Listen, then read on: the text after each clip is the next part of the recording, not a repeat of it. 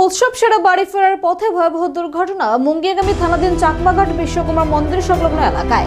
জাতীয় সড়ক থেকে ছিটকে খোয়াই নদীতে পড়ে যায় একটি অটো। এই দুর্ঘটনায় আহত হয় দুজন যুবতী ও দুজন যুবক। গাড়ির চালক রমেশ দেববর্মা, বাড়ি মুঙ্গিয়াগামীর হলদিয়াতে। দুর্ঘটনার পর গুরুতর আহত অবস্থায় তাকে তেলিয়ামুড়া মহকুমা হাসপাতালে ভর্তি করা হয়।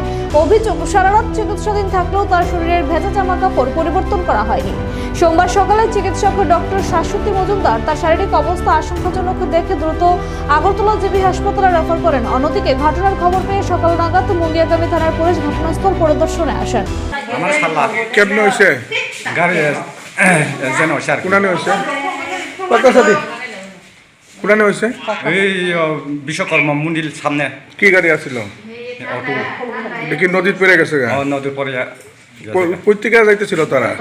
এরা ওই বর্মা সারা প্রোগ্রাম আছে দেখে মানুষের ঘরে পুষ করিয়া হেগে অটো ড্রাইভার অটো চালাইছে? হ